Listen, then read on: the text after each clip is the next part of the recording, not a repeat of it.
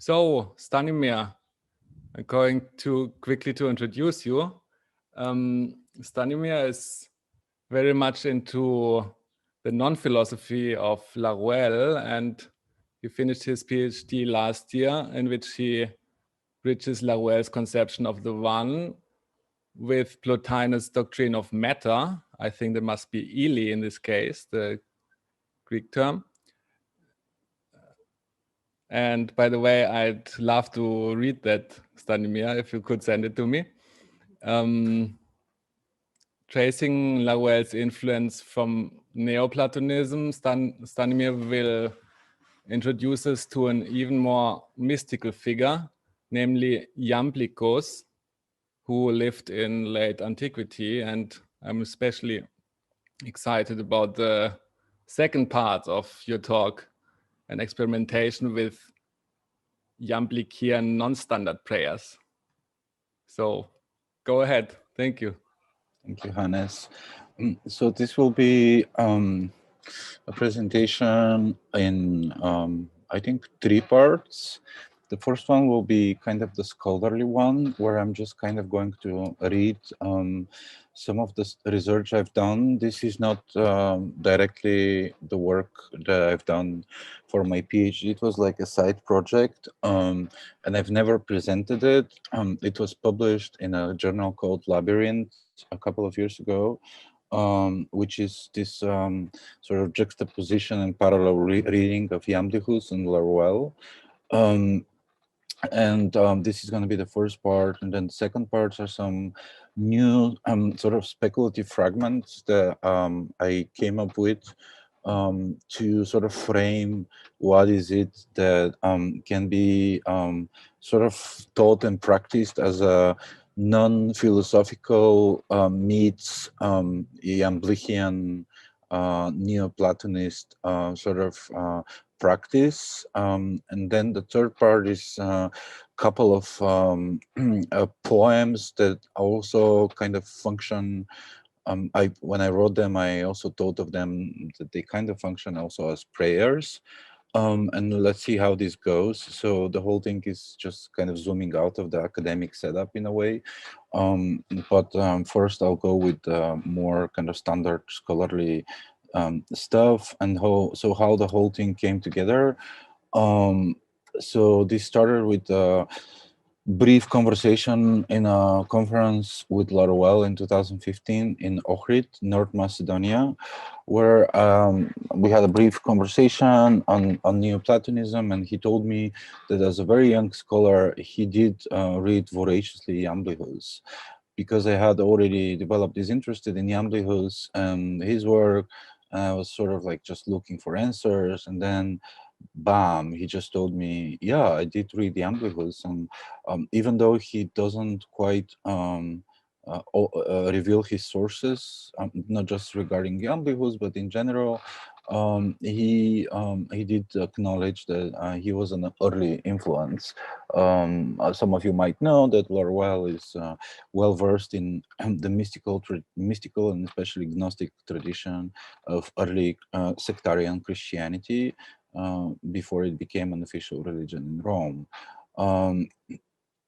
And when I asked him whether he sees a possible proximity between Iamblichus and his work, he did respond to me that this is a very likely comparison to be done, although he himself hasn't underwent such a procedure, which is something that kind of inspired me to do it. And so first I'll speak briefly on what is theurgy and the theurgical tradition. Then I'll continue to Laruelle briefly. So theurgy was a set of ritual practices among the Neoplatonists and other late antique circles to invoke the gods and unite with the divine. It allegedly involved incantations and chants and sacrificial offerings, of which we know very little. The historical evidence for its existence is flimsy and esoteric. Indeed, it is this flimsiness that invites for imaginative reperformation based on quasi-religious speculation and esotericism, which I take up here and I later call it non-theurgy in an attempt to synthesize Iamblichus and Laruelle. So Iamblichus's exposition of theurgy already offers a sort of redemptive design of the divine, which embodies some of Laruelle's ideas in his reception. By way of speculative designing of a non-philosophical theurgy, my original idea was to sort of call for embodied practices to suggest to suggest that the body of the theurgist, the body itself, is the vehicular agency of embodying the category of the one on this unilateral side of the real and the world. What we know for sure about theurgy is the following. It represented a set of practices for the invocation of the divine. It was a spiritual practice in the heights of what Pierre Hadot insistently terms philosophy as a way of life. Theurgy was a radical way of bringing back the role of and exercising the divine in human life. In modern times, theurgy is associated with some strands of Occidental magic, the modern Hermeticism, white magic, and Ordo Templi Orientis to some extent. So one of the sources is Proclus, and according to Proclus, theurgy is, I quote, more excellent than all human wisdom, and which comprehends prophetic good, the purifying powers of perfective good, and in short, all such things as are the effects of divine possession, end of quote. It is a veritable zeal to outscore the centuries-long Platonic intellection syllogistically, and to condense it into an irrational shortcut to becoming one with the one, or tochen. This ambition to create a spiritual shortcut to the divine often downgrades theurgy to an irrational aberration of the late Neoplatonist tradition, and deep into the early 20th century, studies and interest in it were suppressed by sidelining it as a parascholarly infatuation. E.R. Dodds partially corrected this pattern, though famously calling Iamblichus on the Mysteries of Egypt a manifesto of irrationality, while some retribution later on has been done on the Chaldean oracles, which is one of the sources, very few sources left of the theurgic tradition, by the like of Ruth Majorsik. And thus, theurgy entered the scholarly world of investigating late antique philosophies quite of late.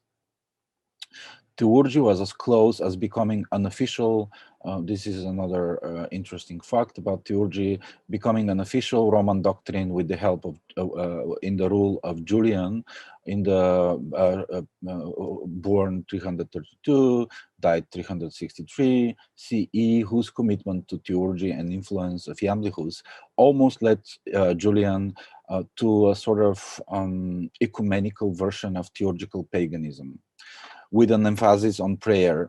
Julian, describing the celestial workings of a Hennadic cosmology, strikes a powerful balance between rational and irrational by saying, and I quote from Julian, confining the appellation of hypothesis to the doctrine of the sphere, for the truth of the former is testified by men who audibly received this information from gods or mighty demons, but the latter is founded on the probability arising from the agreement of the phenomena.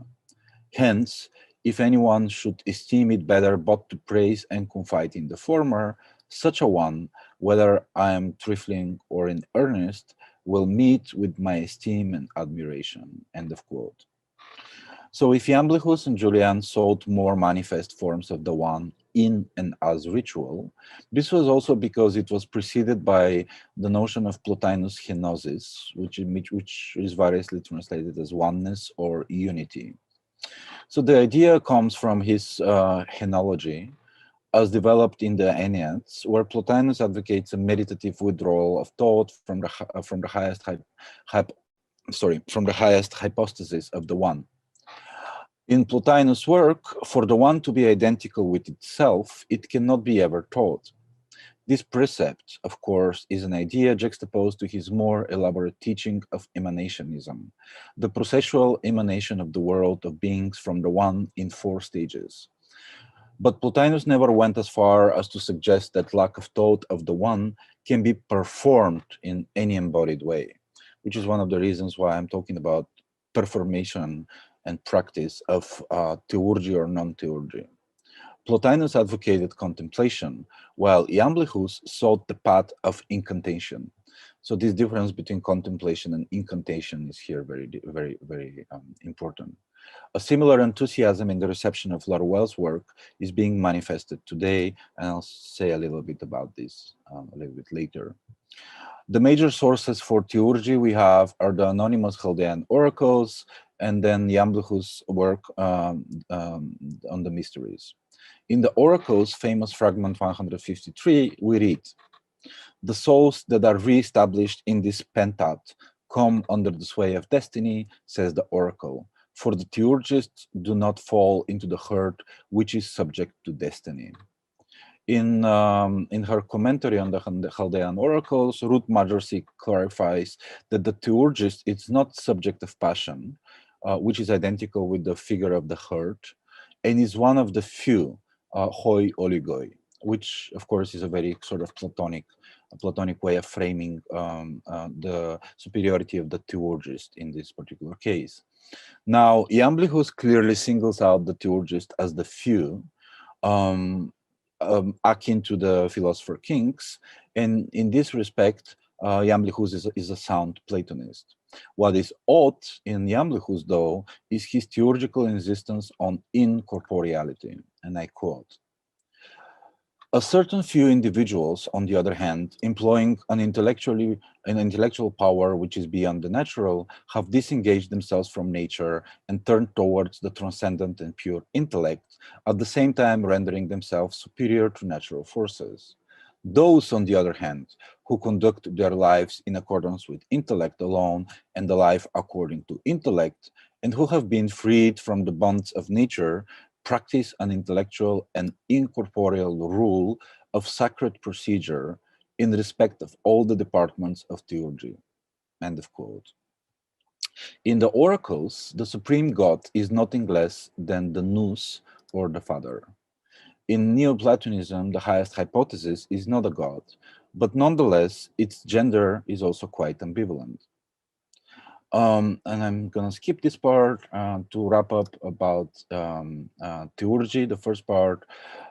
So in Iamblichus on the Egyptian mysteries, in his work on the Egyptian mysteries, the emphasis put in his version on bypassing emanationism is that in theurgical practice, nothing emanating from the one is lost to the lower spheres of beings and becomings. So of course, the one is the highest hypostasis here, and anything below the one, there's a strict hierarchy, metaphysical hierarchy, and it includes beings and becomings. The practice certainly invites imitation of the gods, having in mind that no morsel of the desired practice of henosis degrades the category of the one, which is the highest hypothesis, to the realm of anthropic existence. In this regard, Iamblichus' supposed irrationality is indeed an even more radical form of Platonic monism. What bothers post-Iamblichian Platonism is the peculiar idea that a representative of the few, hoi oligoi, can paradoxically utilize embodiment to achieve such a ritualistic shortcut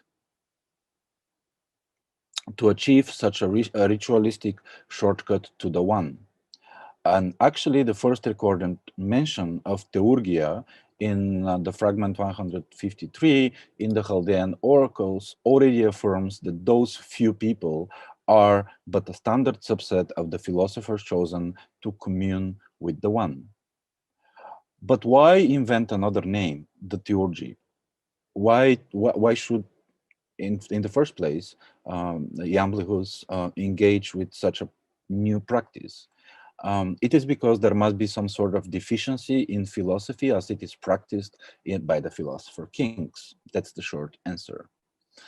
And now I'm gonna say a few words on my project on non-theurgy, which is the sort of non-philosophical Laruellian version of theurgy, and goes as follows. I just wanna touch base and just ask if my connection is okay and you can hear me well. Yes, perfect. Okay, thank you. So to offer a practice of theurgy today, to collaborate with non-philosophy and spirituality, to impoverish the theurgy of Iamblichus. These are the aims of conceptualizing and articulating something that I call non-theurgy. Let us first clarify the status of the one and the remainders of Henosis in Laruelle, as it is juxtaposed to the Neoplatonic tradition in general. So briefly on the one in Laruelle. The one is what is already given prior to any thought of it. Nick Cernicek calls the one infinitely conceptualizable. Because the one has always already determined in the last instance everything in the world, every object pertaining to reality is already a perspective on or from the one. Within the confines of Laruelle's attack on philosophical sufficiency and decisionism, I quote, "Since a decision is external, any particular philosophy is incapable of thinking its own decision. Rather, the decision is its blind spot. If philosophy remains blind to this decision in order to operate, non-philosophy is then defined as the science of philosophy. The science of non-philosophy is not productive of metaphilosophical positions because it remains uninterpretable and is not part of philosophy itself." And so this is kind of relating the problem of why invent theurgy, and then explain what's the problem of philosophy from non-philosophical perspective. The standard objection and question to Laruelle usually is, how does he escape the decisional character of philosophy?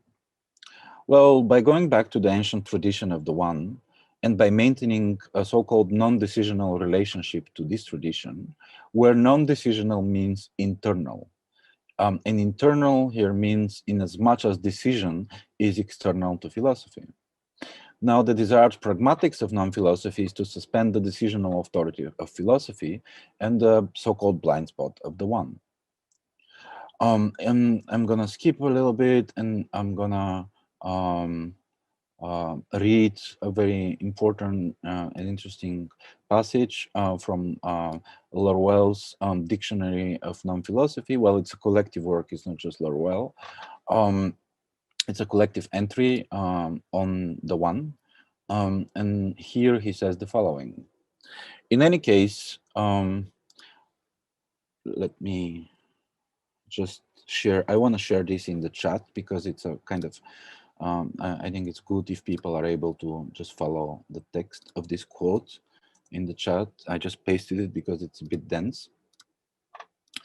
In any case, vision in one gives the one and it alone.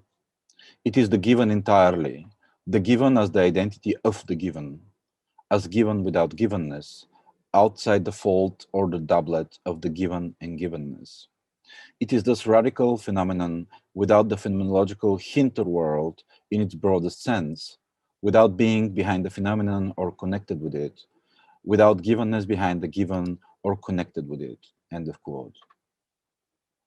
For Laruelle, the one is in effect indifferent to what it determines. This is a very important point, and maybe we can go back to it in a discussion if there are questions about it. But I'm going to read this one again. The one is in effect indifferent to what it determines.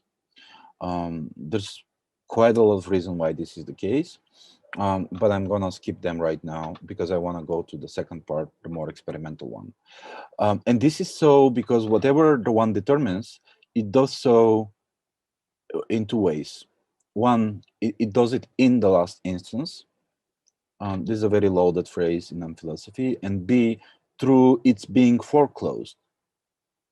In the last instance means that the one effectuates a refusal to split objects in the way philosophy does that. That in trying to overcome philosophical dualisms, which is the result of its decisionism, it relates unilaterally to them. In this, it is not temporal, but it's real. Being foreclosed, the second part of this procedure of being indifferent to what determines you, being foreclosed means that the one is foreclosed to thought and is thus relationally unilateral to thought. Now, Laruelle also defines the one. He has a lot of definitions of the one, and there's another one which is a bit easier. Though he also defines the one as an ancient transcendental, utilized as a first name under the forms one in one, one in person, vision in one, end of quote. As Anthony Paul Smith says, the one in Laruelle is a kind of spiritual element, which he calls relative transcendence, in addition to something that outstrips philosophy, that is for close to philosophy. This is what he calls the one, end of quote, by Smith. And this is also the reason why this sort of spiritual unilateral relationship to the one that Laruelle develops kind of opens the vistas for this project of non-theurgy that I've developed a couple of years ago, and which I've so far developed in a sort of theoretical framework, but it's not, but it's sort of like just the horizon towards it. It's not anything practical or anything that can be taught in a more directly spiritual and achievable way, which is what led me to this presentation and my desire to present in this conference with a sort of kind of head-on approach to the mystical foundations of non-philosophy and to the sort of mystical practice or possible practice of this idea of non-theurgy, which is very non-philosophical. Now, what I'm going to do is I'm going to share my screen, because the next stuff that I'm going to read is more experimental, but I think visualizing it and reading it on your end would much more help everybody. So let me just share my screen. Okay. Can you see my screen now? Yes, we can see. Okay. Okay, so the next part is these fragments on the so-called Iamblichian nun, or Iamblichian nun prayers, which is a sort of impromptu towards the last part, and these are some speculative fragments I came up with. I hope seeing the text would help for the comprehension. And it goes like this. The confession exists, which makes it a philosophical one. The non-philosophical one exists, which makes it a divine unilation to the non, thus exploding the platforming of believing. There is a non-confession of the one, which means that the one is always already a subjugated non-one, but it is not the relative non-one, nor the immanent non-one. This way of writing the non-one in Laruelle is very specific, because the first one reveals relative immanence and the second one relative transcendence. One is known in as much as there is no system of gods to be articulated as the system of beliefs that extinguishes one's suffering. But one's suffering is not the suffering of the one as the Tohen. The suffering of the one is not because the non is an empty shell of adoration and rupture. Systems of gods and systems of beliefs are irreducibly incomparable quanta of inexistence. There is no divinity in inexistence to the extent to which the negativity of existence is the wave of a wave, to the extent to which that negativity is the particle of a particle that cannot conjoin existence in a destitute multiverse of emptiness. The one is a void inasmuch as it is the subject of itself, derived from and expelled by the singularity of inexistence. All who pray at the altar of the one do so from the horizon of one who intellects the none. One wills the one always already from the heart of none, since no one can embody the none, just as no one embodies the negativity of one. But since the one is effable, which is a very important point, because since the non-one is effable, which is a very important point, because in Neoplatonism, the one is ineffable. This is the belief, and in non-philosophy, Laruelle's belief is that the one is ineffable.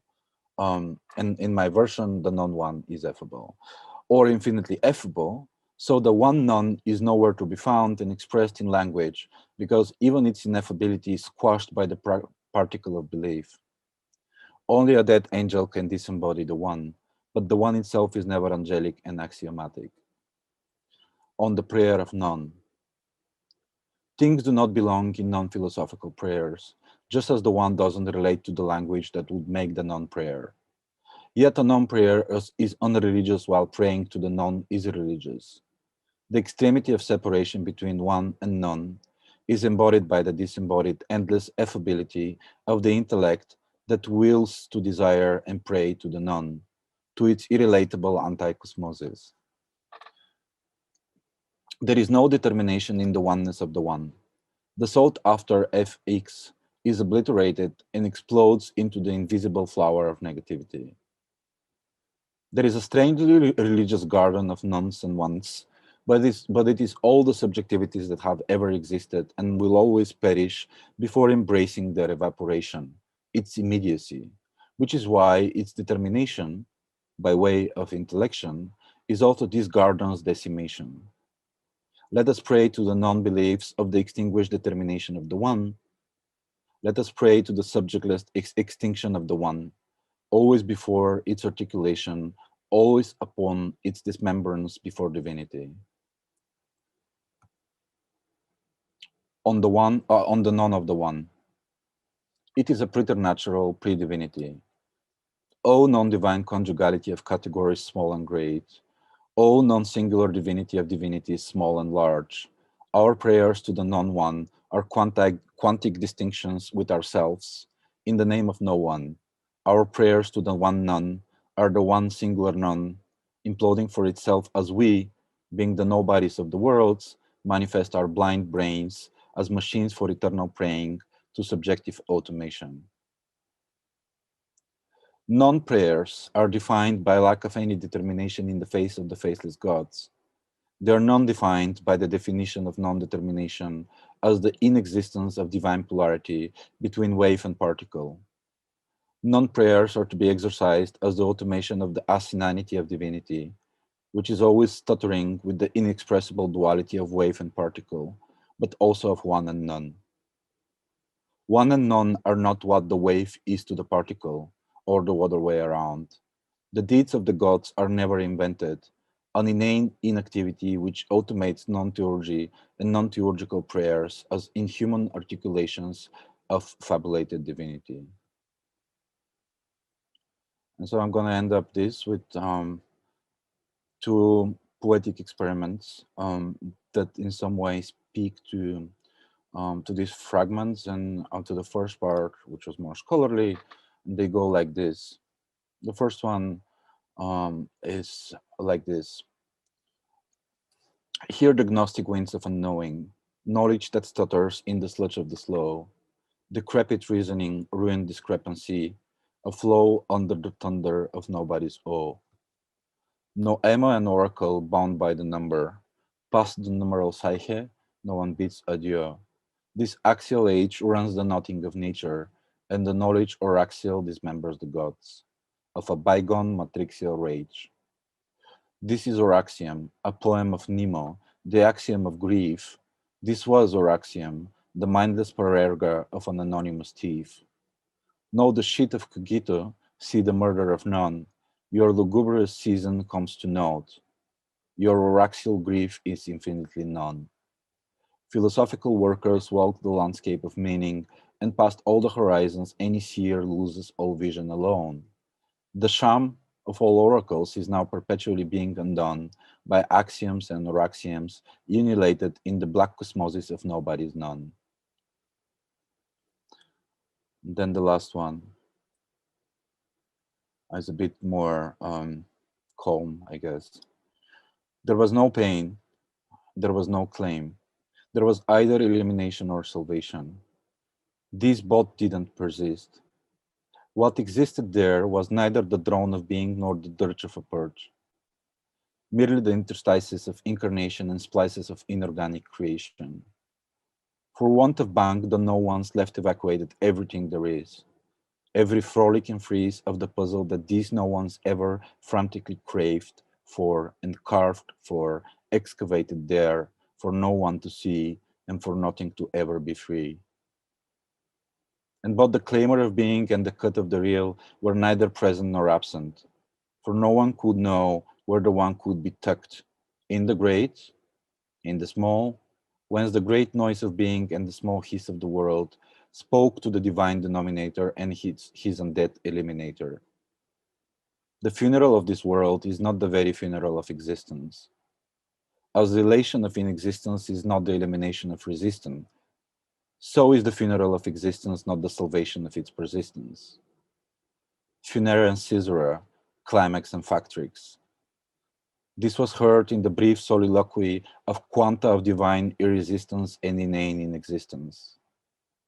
Along the great nothing that is both the great and the small, there appeared her, the image of a she-male dictator with no people to extinguish and no flesh to relinquish. While her image persists, the she-male withers away in a feat of purposeless powers boiling for nothing in the cosmic bowels. Then her ever final verbiage. My funeral is your thought, my Caesura is your grave. And her crisp laughter of destruction was the light cry of a senseless instruction. Do not eat the end of the world, neither for dinner nor for eternity. Do not vomit existence if your home is not your own very pestilence. For there is still time for nothing to be done, for there is no space for no one to be undone. And I guess that's it for me. Thank you for your attention.